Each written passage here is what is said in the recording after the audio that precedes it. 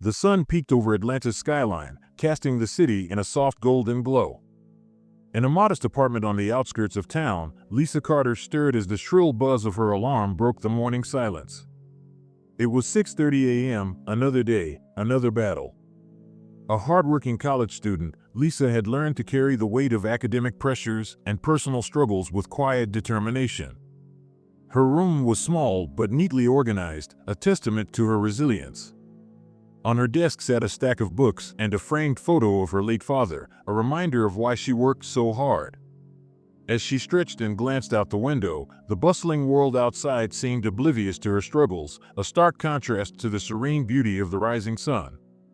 But today felt different. There was a heaviness in the air, as if the universe was whispering that something significant was about to happen. Lisa couldn't shake the feeling that the day ahead would challenge her in ways she couldn't yet imagine. Unbeknownst to her, a chance encounter awaited, one that would not only shift her perspective but also force her to confront the inequalities woven into the fabric of her world.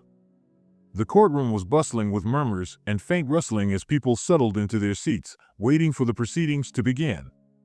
Lisa Carter sat quietly in the back, her notebook in hand, ready to observe and take notes for her college project. It wasn't her first time in court, but something about the energy in the room felt heavy, palpable. Lisa, a bright and ambitious young woman, had always carried the weight of being a black college student in a predominantly white institution. She had grown used to working twice as hard to prove her worth, to silence the whispers of doubt that surrounded her. Yet, as she looked around the courtroom, the starkness of societal divisions became glaringly clear. At the center of the room stood Emma Reed, the court clerk. Emma was a seasoned professional known for her seemingly warm demeanor. She greeted the judge and attorneys with polite smiles, but Lisa noticed subtle cracks in her facade. The way Emma avoided eye contact with certain individuals or slightly hesitated before addressing people of color, it was subtle, but Lisa's keen observation didn't miss a thing. Then there was James Porter, a key figure in today's case. A middle-aged black man with tired eyes, he stood before the court, his shoulders weighed down by years of hardship. His case was straightforward, but the undercurrent of tension suggested it wouldn't be treated as such. As the judge entered, Lisa couldn't help but notice how James's presence seemed to shift the room's energy. The conflict began to unfold as Emma read aloud James's case details. Her tone, slightly clipped, contrasted sharply with the warmth she had shown just moments before to another witness. Lisa observed how small, seemingly insignificant actions, like Emma's failure to pronounce James's name correctly or her dismissive tone, sent a larger message. As James spoke, his voice steady but tinged with quiet frustration, the disparities in how justice was served became painfully clear. Despite presenting solid evidence, he was met with skepticism. Lisa's pen hovered over her notebook as she processed the moment, not just what was being said, but what was left unsaid. It was in that courtroom, amidst the subtle microaggressions and overt disparities, that Lisa began to grasp the depth of systemic injustice. This wasn't just James's struggle, it was a reflection of the fight faced by countless others like him. And it stirred something deep within her.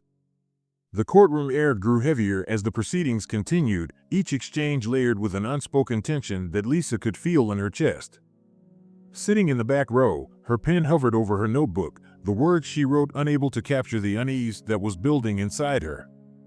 Emma Reed's behavior, subtle at first, began to shift noticeably as the case unfolded.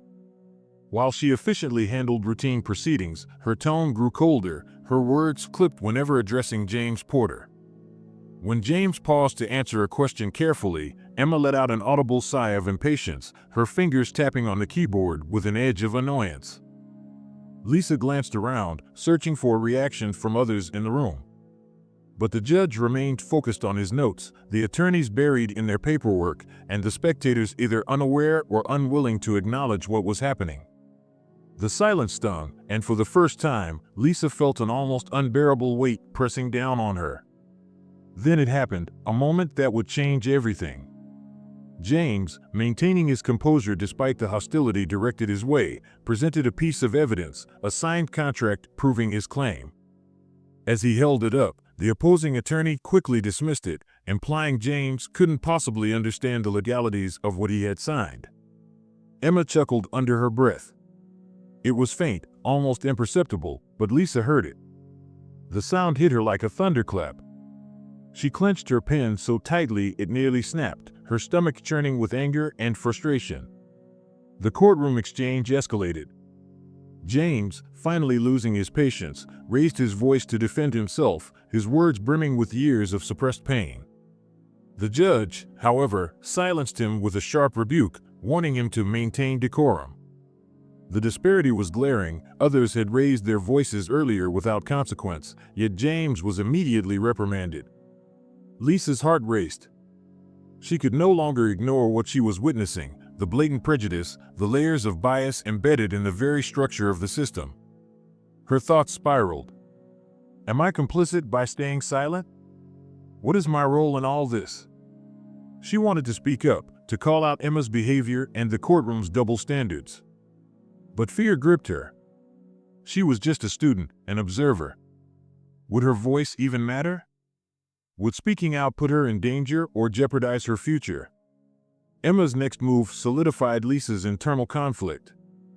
As James struggled to compose himself, Emma leaned over and whispered something to a colleague. They both exchanged a smirk, and Lisa saw red. The tension in the room was suffocating, and Lisa felt trapped between two worlds, one demanding her silence to preserve her safety and the other urging her to speak out against the injustices unfolding before her eyes. This was Lisa's awakening. The courtroom wasn't just a stage for justice, it was a battlefield, and the fight wasn't fair. Something inside her shifted, a spark igniting. She didn't know what her next step would be, but she knew she could no longer remain a passive observer. As the courtroom emptied for a recess, Lisa remained seated, her notebook closed on her lap. The echo of the judge's gavel still rang in her ears, but her thoughts drowned out everything else. She stared at the polished wooden floor, her reflection staring back at her.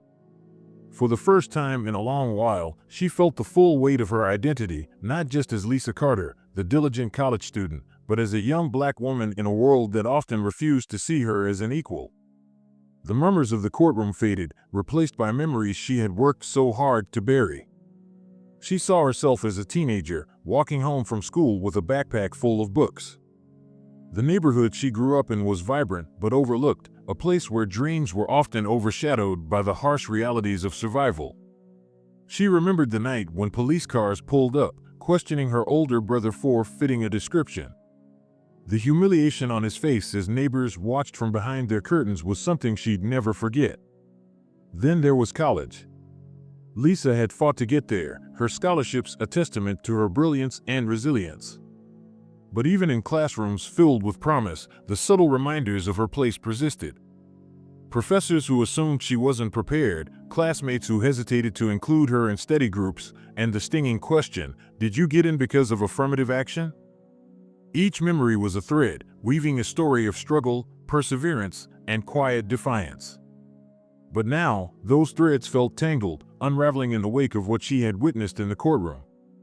Lisa pressed her hands together, her fingers trembling. She thought about James Porter, standing tall yet vulnerable, and how his courage to speak up was met with disdain. She thought about Emma Reed, her smirk, and the way her subtle actions reinforced the injustice in the room. Her mind raced with questions. If she stayed silent, was she no better than Emma? But if she spoke up, what would happen? Would anyone listen? Could she bear the consequences? Lisa's heart ached with uncertainty, but another feeling began to surface, determination. She thought about the little girl watching her from the gallery, the woman standing outside holding a justice for all sign, and the countless others who, like her, had felt invisible in a system designed to overlook them. Lisa took a deep breath. She didn't have all the answers, but one thing was clear: staying silent was no longer an option. The courtroom was quiet, almost stifling, as the afternoon session resumed. Lisa sat upright, her heart pounding in her chest. The tension in the room was palpable, an unspoken unease rippling through the rows of seated spectators. She had made up her mind, this was the moment. James Porter, standing before the bench, was visibly drained. His words about the unjust circumstances that brought him here hung in the air like a storm cloud. As he finished his testimony, Lisa could feel the weight of his struggle mirrored in her own experiences. Then came Emma Reed's turn to address the court. Emma, the ever-composed clerk, leaned forward with her usual air of authority. But her words, though polite, dripped with condescension. "Let us not lose sight of the facts," she said, her tone a subtle dismissal of James's humanity. Lisa's hands clenched into fists. She looked around, hoping someone else would speak up. The judge glanced at his notes. The attorneys scribbled on their pads. The silence screamed complicity. Unable to bear it any longer, Lisa rose to her feet. "Excuse me, Your Honor," she said, her voice trembling but resolute. The room turned to her, a collective gasp echoing through the chamber. "I need to say something," Lisa continued, her voice gaining strength with each word. "We've all been sitting here, pretending this is normal. Pretending that the way Mr. Porter has been treated is just how things work. But it's not normal, and it's not right." The judge raised an eyebrow, clearly caught off guard. "Miss Carter, this is highly irregular." "With respect, Your Honor," Lisa interrupted, "what's irregular is how easily we overlook the biases in this room. I've been watching, listening, and I can't ignore it anymore." She turned toward Emma. "Mrs. Reed, I've noticed the way you've dismissed Mr. Porter's testimony, the tone you've used, the way you've addressed him compared to others. It may not seem like much, but these small actions carry weight. They add up. They send a message." Emma's face reddened, a mix of shock and indignation. "I beg your pardon?" Lisa didn't falter. "I'm not accusing you of malice, Mrs. Reed. But intent doesn't erase impact. When we perpetuate these biases, whether consciously or not, we're part of the problem." James, still at the witness stand, looked at Lisa with newfound hope. "She's right," he said, his voice steady despite the emotion behind it. "We can't keep pretending this system is fair. It's not fair for people like me, people like her, or anyone who's judged before they're even heard." The courtroom buzzed with murmurs. Some nodded in agreement, others shifted uncomfortably in their seats. Emma opened her mouth to respond but hesitated. For the first time, the cracks in her composure were visible. She looked at Lisa, then at James, as if seeing them differently for the first time. I didn't realize," she stammered, her voice trailing off. Lisa seized the moment. "It's not too late to realize it now. Change starts when we stop being silent." The judge banged his gavel to restore order, but the energy in the room had shifted. A woman in the back stood up and clapped slowly, joined by others until the entire gallery was applauding. Emma glanced down at her notes, her hands shaking slightly. When she looked up again, her expression was different, less defensive, more introspective. Lisa sat down, her heart racing but full of resolve. She had taken a stand, and it had made a difference. The conversation about race and justice had begun, and for the first time, she felt like her voice had truly been heard. The courtroom was empty now, the echoes of the day's events still reverberating in Lisa's mind. She stood by the window, looking out at the Atlanta skyline bathed in the warm glow of the setting sun. It felt different now, brighter, more hopeful. Lisa had never imagined herself as someone who would speak up in such a public way. But today, she had found her voice, and with it, a purpose. She had faced her fear, confronted the biases around her, and realized the power of standing up for what was right. Sitting at her desk, Emma Reed stared blankly at the pile of papers before her. Lisa's words echoed in her mind, cutting through the comfortable facade she had built over the years. She had always thought of herself as fair and impartial. But now, for the first time, she questioned whether her actions aligned with her beliefs. It was unsettling, but also necessary. Lisa's thoughts drifted to her childhood, the lessons her mother had taught her about resilience and courage. She remembered her mother's words, "Change doesn't come from silence." Today, she had lived those words, and the ripples of her actions were already spreading. In her final reflection, Lisa understood that eradicating racism wasn't about grand gestures, it was about daily acts of understanding, courage, and unity. Speaking out, challenging biases, and inspiring others were small steps toward a larger goal. As the skyline darkened, Lisa smiled. She had faced injustice and emerged stronger, not just for herself, but for everyone who needed hope. This was only the beginning of her journey, but it was a powerful reminder that change starts with one voice, and that voice could be hers. This story isn't just about Lisa, it's about all of us. Her journey challenges us to reflect on our own actions and biases. What role do we play in fostering equality? Change begins with awareness, grows with courage, and thrives on action. So, ask yourself, what small action can you take today to stand against prejudice? Whether it's educating yourself, speaking up, or supporting someone in need, every step matters. Together, we can create a society where justice and inclusivity are not ideals, but realities. Start today, be the change you want to see.